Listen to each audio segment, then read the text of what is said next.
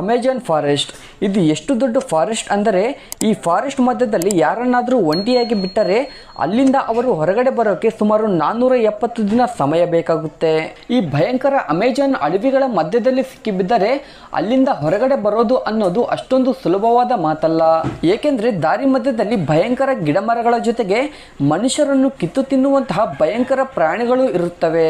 ಇವೆಲ್ಲವುಗಳನ್ನು ದಾಟಿ ಬಂದಾಗ ಮಾತ್ರ ಆ ಅಡವಿಯಿಂದ ಹೊರಗಡೆ ಬೀಳಬಹುದು.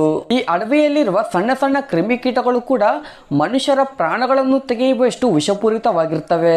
ಈ ಅಮೆಜಾನ್ ಅಡವಿಯು 55 ಲಕ್ಷ ಸ್ಕ್ವೇರ್ ಕಿಲೋಮೀಟರ್ನಷ್ಟು ವಿಸ್ತೀರ್ಣವನ್ನು ಹೊಂದಿದೆ. ಇದು ಎಷ್ಟು ದೊಡ್ಡ ಅಡವಿ ಅಂದರೆ ಇದರಲ್ಲಿ ಪಾಕಿಸ್ತಾನದಂತಹ 7 ದೇಶಗಳು, ಇಂಡಿಯಾದಂತಹ 2 ದೇಶಗಳು ಹಿಡಿಸುತ್ತವೆ. ಈ ಅಮೆಜಾನ್ ಅಡವಿಯು ಒಟ್ಟಾರೆ 8 ದೇಶಗಳಲ್ಲಿ ವಿಸ್ತರಿಸಿದೆ. ಪ್ರಪಂಚದಲ್ಲಿರುವ 20ರಷ್ಟು ಪ್ರಾಣಿ ಪಕ್ಷಿಗಳು ಈ ಅಮೆಜಾನ್ ಅಡವಿಯಲ್ಲಿಯೇ ವಾಸಿಸುತ್ತವೆ. ಅಷ್ಟೇ ಅಲ್ಲದೆ ಈ ಅಡವಿಯಲ್ಲಿ ಸುಮಾರು 40,000 ಕೋಟಿ ಗಿಡಮರಗಳು ಇದಾವೆ. ಆದ್ದರಿಂದಲೇ ಈ ಅಡವಿಯನ್ನು ಲಂಗ್ಸ್ ಆಫ್ ಅರ್ತ್ ಅಂತ ಕರೀತಾರೆ. ಈ ವಿಡಿಯೋದಲ್ಲಿ ನಾವು ಅಮೆಜಾನ್ ಅಡವಿಗೆ ಸಂಬಂಧಿಸಿದ ಕೆಲವು ಅದ್ಭುತವಾದ ವಿಷಯಗಳನ್ನು ಮತ್ತು ಸಾವಿರಾರು ವರ್ಷಗಳಿಂದ ಈ ಅಡವಿಯಲ್ಲಿ ಎಂತಹ ಭಯಂಕರವಾದ ಜೀವಿಗಳು ಜೀವಿಸುತ್ತಿದ್ದಾವೋ ಅಂತ ತಿಳಿಯೋಣ.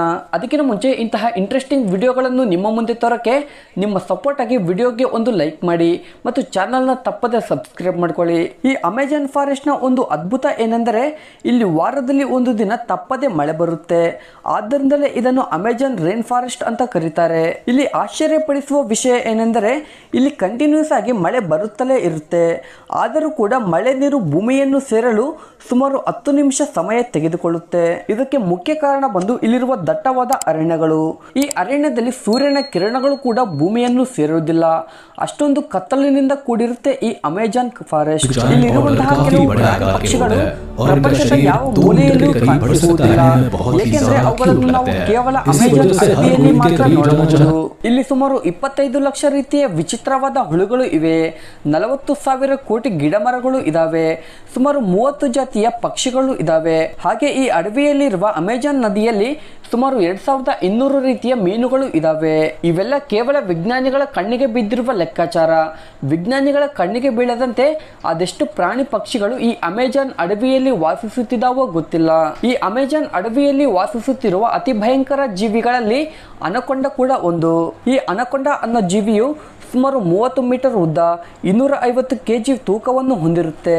ಈ ಅನಕೊಂಡ ಅನ್ನೋ ಹಾವು ಅದಕ್ಕಿಂತ ದೊಡ್ಡ ಗಾತ್ರದ ಜೀವಿಗಳನ್ನು ಬಹಳ ಈಸಿಯಾಗಿ ನುಂಗಿ ಹಾಕುತ್ತೆ.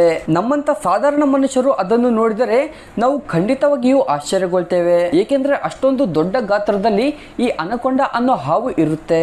ಇದನ್ನು ನೀವು ಇಂಗ್ಲಿಷ್ ಮೂವಿಯಾದ ಅನಕೊಂಡ ಮೂವಿಯಲ್ಲಿ ಕೂಡ ನೋಡಬಹುದು. ಹಾಗೆ ಈ ಅಮೆಜಾನ್ ಅಡವಿಯಲ್ಲಿ ಅನಕೊಂಡ ಮಾತ್ರ ಅಲ್ಲ, ಅದರ ರೀತಿಯ ಕೋಬ್ರಾ, ಪೈಥಾನ್ ನಂತಹ ಭಯಂಕರ ಹಾವುಗಳು ಜೀವಿಸುತ್ತವೆ. ಲಕ್ಷ ಸ್ಕ್ವೇರ್ ಕಿಲೋಮೀಟರ್ನಷ್ಟು ವಿಸ್ತೀರ್ಣವನ್ನು ಹೊಂದಿರುವ ಈ ಅಡವಿಯಲ್ಲಿ ಪ್ರಪಂಚದಲ್ಲೇ 2ನೇ ಅತಿ ದೊಡ್ಡ ನದಿ ಕೂಡ ಇದೆ. ಅದೇ ಅಮೆಜಾನ್ ನದಿ. ನೈಲ್ ನದಿಯ ನಂತರ ಪ್ರಪಂಚದಲ್ಲೇ 2ನೇ ಅತಿ ದೊಡ್ಡ ನದಿ ಇದಾಗಿದೆ. ಈ ನದಿಯು ಒಟ್ಟಾರೆ 6848 ಕಿಲೋಮೀಟರ್ ಉದ್ದವನ್ನು ಹೊಂದಿದೆ. ಈ ಅಮೆಜಾನ್ ಅಡವಿಯಲ್ಲಿ ಮಳೆ ಬಿದ್ದಾಗ ಬರುವಂತಹ ನೀರೆಲ್ಲ ಈ ನದಿಗೆ ಸೇರಿ ನಂತರ ಅದು ಸಮುದ್ರಕ್ಕೆ ಸೇರುತ್ತೆ. ಈ ನದಿಯ ಅತ್ಯಂತ ಆಳ ಪ್ರದೇಶವು ಸುಮಾರು 330 ಅಡಿಗಳನ್ನು ಹೊಂದಿದೆ. ಈ ನದಿಯಲ್ಲಿ ಕೂಡ ಹಲವು ರೀತಿಯ ಭಯಂಕರ ಜೀವಿಗಳು ವಾಸಿಸುತ್ತವೆ. ಈ ಪ್ರಪಂಚದ 14 ದೊಡ್ಡ ದೊಡ್ಡ ನದಿಯ ನೀರು ಸಮುದ್ರಕ್ಕೆ ಸೇರಿದಾಗ ಆಗುವಷ್ಟು ನೀರು ಕೇವಲ ಈ ಅಮೆಜಾನ್ ನದಿಯಿಂದ ಅಟ್ಲಾಂಟಿಕ್ ಸಮುದ್ರಕ್ಕೆ ಸೇರುತ್ತೆ. ವಿಜ್ಞಾನಿಗಳ ಪ್ರಕಾರ ಸುಮಾರು 250 ವರ್ಷಗಳಿಂದ ಈ ಅಮೆಜಾನ್ ನದಿಯಲ್ಲಿ ಒಂದು ಭಯಂಕರ ಮೀನು ವಾಸಿಸುತ್ತಿದೆ. ಅದರ ಹೆಸರು ಎಲೆಕ್ಟ್ರಿಕ್ ಈಲ್. ಈ ಮೀನಿನ ಬಗ್ಗೆ ನೀವು ಬಹಳ ಕಡೆ ಕೇಳೇ ಇರ್ತೀರಾ. ಇದು ತನ್ನ ಆತ್ಮ ರಕ್ಷಣೆಗೋಸ್ಕರ ಒಂದು ವಿಚಿತ್ರವಾದ ಪದ್ಧತಿಯನ್ನು ಉಪಯೋಗಿಸುತ್ತೆ. ಯಾರಾದರೂ ಇದರ ಮೇಲೆ ದಾಳಿ ಮಾಡಲು ಪ್ರಯತ್ನಿಸಿದರೆ ಅದು ತನ್ನ ದೇಹದಿಂದ ಕರೆಂಟ್ ನ ಉತ್ಪತ್ತಿ ಮಾಡಿ ಅವರ ಮೇಲೆ ಪ್ರತಿದಾಳಿ ಮಾಡುತ್ತೆ. ಇಲ್ಲಿಯವರೆಗೂ ಈ ಎಲೆಕ್ಟ್ರಿಕ್ ಈಲ್ನಿಂದ ಸುಮಾರು 860 ವ್ಯಾಟ್ಸ್ ನಷ್ಟು ಕರೆಂಟ್ ಉತ್ಪತ್ತಿ ಆಗಿದೆ ಅಂತ ಹೇಳಲಾಗುತ್ತೆ. ಹಾಗೆ ಈ ಮೀನಿನ ಸಹವಾಸಕ್ಕೆ ಹೋದವರು ಬಹಳಷ್ಟು ಜನ ಪ್ರಾಣವನ್ನು ಕಳೆದುಕೊಂಡಿದ್ದಾರೆ. ಕೇವಲ ಮನುಷ್ಯರನ್ನು ಮಾತ್ರ ಅಲ್ಲ, ಅದರ ಮೇಲೆ ದಾಳಿ ಮಾಡಲು ಬಂದ ಎಂತಹ ದೊಡ್ಡ ಪ್ರಾಣಿಯನ್ನಾದರೂ ಕೂಡ ಅದು ತನ್ನ ಕರೆಂಟ್ ಶಾಕ್ನಿಂದ ಸಾಯಿಸುತ್ತೆ. ಇವುಗಳ ಮೇಲೆ ದಾಳಿಗೆ ಬಂದ ಭಯಂಕರ ಮೊಸಳೆಗಳನ್ನು ಕೂಡ ಇವು ಬಹಳ ಈಸಿಯಾಗಿ ಕೊಂದು ಹಾಕುತ್ತವೆ. ಆದ್ದರಿಂದ ನೀವೇನಾದರೂ ಸಮುದ್ರ ಅಥವಾ ನದಿಯ ದಡಕ್ಕೆ ಹೋದಾಗ ಇಂತಹ ಮೀನುಗಳು ಕಂಡರೆ ಅವುಗಳಿಂದ ದೂರವಿರಿ. ಹಾಗೆ ಈ ಅಮೆಜಾನ್ ಅಡವಿಯಲ್ಲಿ ಇರುವ ಕೆಲವು ಇರುವೆಗಳು ನಮ್ಮನ್ನು ಕಚ್ಚಿದರೆ ನಾವು ಸ್ಥಳದಲ್ಲೇ ಪ್ರಾಣ ಬಿಡುತ್ತೇವೆ. ಅಷ್ಟೊಂದು ವಿಷಪೂರಿತವಾಗಿರುತ್ತವೆ ಈ ಅಡವಿಯಲ್ಲಿರುವ ಇರುವೆಗಳು. ಈ ಅಮೆಜಾನ್ ಅಡವಿಯಲ್ಲಿ ಬುಲೆಟ್ ಎಂಡ್ಸ್ ಅನ್ನೋ ಇರುವೆಗಳು ಇರುತ್ತವೆ. ಇವು ಪ್ರಪಂಚದಲ್ಲಿ ಅತಿ ದೊಡ್ಡ ಇರುವೆಗಳು. ಇವು ಅಮೆಜಾನ್ ಅಡವಿಯಲ್ಲಿ ಮಾತ್ರ ಕಾಣಿಸುತ್ತವೆ. ಇವು ಸುಮಾರು 4 ಸೆಂಟಿಮೀಟರ್ ಉದ್ದವಾಗಿ ಬೆಳೆಯುತ್ತವೆ. ಹಾಗೆ ಇವು ಬಹಳ ವಿಷಪೂರಿತವಾಗಿ ಇರುತ್ತವೆ.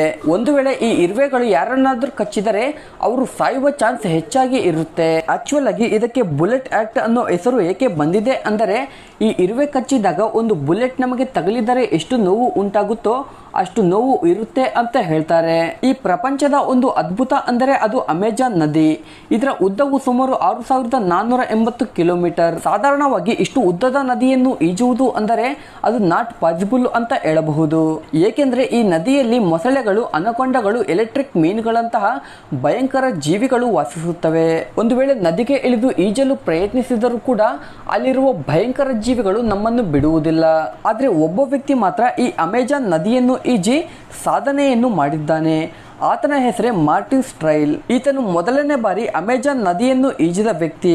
ಈ ಮಾರ್ಟಿನ್ ಸ್ಟ್ರೈಲ್ ಒಬ್ಬ ಸ್ವಿಮ್ಮರ್. ಈತನು ಈ ನದಿಯಲ್ಲಿರುವ ಎಷ್ಟೋ ಭಯಂಕರ ಜೀವಿಗಳನ್ನು ದಾಟಿ ಈ ನದಿಯನ್ನು ಈಜಿ ಸಾಧನೆ ಮಾಡಿದ್ದಾನೆ. ಈ ನದಿಯಲ್ಲಿರುವ ಎಲೆಕ್ಟ್ರಿಕ್ ಈಲ್ಸ್, ಮೊಸಳೆಗಳು, ಅನಕೊಂಡಗಳಂತಹ ಭಯಂಕರ ಜೀವಿಗಳಿಂದ ತಪ್ಪಿಸಿಕೊಂಡು ಮಾರ್ಟಿನ್ ಹೇಗೆ ಈ ನದಿಯನ್ನು ಈಜಿದ್ದಾನೆ ಅಂದರೆ, ಮಾರ್ಟಿನ್ ಈ ಅಮೆಜಾನ್ ನದಿಯನ್ನು ಈಜಲು ಸುಮಾರು 66 ದಿನಗಳಷ್ಟು ಸಮಯ ತೆಗೆದುಕೊಂಡಿದ್ದಾನೆ. ಈ ರೆಕಾರ್ಡ್ನ ಸಾಧಿಸೋಕೆ ಮಾರ್ಟಿನ್ ಪ್ರತಿದಿನ 10 ಗಂಟೆ ಈಜುತ್ತಿದ್ದ. 2007ರಲ್ಲಿ ಈ ಪ್ರಮಾದಕರವಾದ ವರ್ಲ್ಡ್ ರೆಕಾರ್ಡ್ನ ಸಾಧಿಸಿದ್ದಾನೆ. ಉಳಿದ ಸಮಯದಲ್ಲಿ ಆತ ರೆಸ್ಟ್ ಮಾಡುತ್ತಿದ್ದ. ಹಾಗೆ ಆ ನದಿಯಲ್ಲಿರುವ ಭಯಂಕರ ಪ್ರಾಣಿಗಳಿಂದ ಆತ ಹೇಗೆ ತಪ್ಪಿಸಿಕೊಂಡಿದ್ದಾನೆ ಅಂದರೆ, ಮಧ್ಯದಲ್ಲಿ ಆತನಿಗೆ ಆತನ ಟೀಮ್ ಬಂದು ಸಹಾಯ ಮಾಡುತ್ತಿತ್ತು ಅಂತ ಮಾರ್ಟಿನ್ ಒಂದು ಇಂಟರ್ವ್ಯೂನಲ್ಲಿ ಹೇಳಿದ್ದಾನೆ. ಮಾರ್ಟಿನ್ ಟೀಮ್ ಆ ನದಿಯಲ್ಲಿರುವ ಭಯಂಕರ ಜೀವಿಗಳ ದಾರಿಯನ್ನು ತಪ್ಪಿಸಲು ಆ ನದಿಯ 2 ಕಡೆಗಳಲ್ಲಿ ಮಾಂಸದ ಪೀಸ್ಗಳನ್ನು ಇಡುತ್ತಿದ್ದರಂತೆ. ಆಗ ಮೊಸಳೆಗಳು ಮತ್ತು ಮೀನುಗಳು ಆ ಮಾಂಸದ ಬಳಿ ಇರುತ್ತಿದ್ದವು. ಆಗ ಮಾರ್ಟಿನ್ ಈಜುತ್ತಿದ್ದ. ಈ ಅಮೆಜಾನ್ ಫಾರೆಸ್ಟ್ ನಲ್ಲಿ 47 ಮಿಲಿಯನ್ ವಿವಿಧ ಜಾತಿಯ ಜನರು ವಾಸವಿದ್ದಾರೆ. ಇವರಲ್ಲಿ ಹಲವರು ಬಹಳ ಡೇಂಜರಸ್ ಜನಗಳು. ಇವರು ಸಾಮಾನ್ಯ ಜನರು ಕಂಡರೆ ಅವರನ್ನು ಕೊಂದು ಹಾಕುತ್ತಾರೆ. ಹೀಗೆ ಒಂದು ಬಾರಿ ಈ ಭಯಂಕರ ಅಮೆಜಾನ್ ಅಡವಿಯ ಮಧ್ಯದಲ್ಲಿ ಮನುಷ್ಯರನ್ನು ನೇಣು ಹಾಕಿರುವ ದೃಶ್ಯಗಳು ಕಂಡು ಬಂದಿವೆ. ಈ ಅಮೆಜಾನ್ ಅಡವಿಯಲ್ಲಿರುವ ಜನರಿಗೆ ಹೊರಗಿನ ಪ್ರಪಂಚದ ಜೊತೆ ಯಾವ ಕಾಂಟ್ಯಾಕ್ಟ್ ಇರುವುದಿಲ್ಲ. ಆದ್ದರಿಂದ ಅವರು ನಮ್ಮಂತ ಸಾಮಾನ್ಯ ಮನುಷ್ಯರನ್ನು ಕಂಡರೂ ಕೂಡ ಭಯ ಪಡ್ತಾರೆ. ಸೊ ಇದು ಫ್ರೆಂಡ್ಸ್ ಇವತ್ತಿನ ವಿಡಿಯೋ. ಈ ವಿಡಿಯೋ ಮೂಲಕ ಅಮೆಜಾನ್ ಅಡವಿಯ ಬಗ್ಗೆ ಸ್ವಲ್ಪ ಮಾಹಿತಿಯಾದರೂ ತಿಳಿದುಕೊಂಡಿದ್ದೀರಾ ಅಂತ ಭಾವಿಸುತ್ತೇವೆ. ಇದೇ ರೀತಿಯ ಇಂಟ್ರೆಸ್ಟಿಂಗ್ ವಿಡಿಯೋಗಳನ್ನು ನಿಮ್ಮ ಮುಂದೆ ತರೋಕೆ ನಮ್ಮ ಚಾನಲ್ನ ತಪ್ಪದೇ ಸಬ್ಸ್ಕ್ರೈಬ್ ಮಾಡ್ಕೊಳ್ಳಿ. Thank you.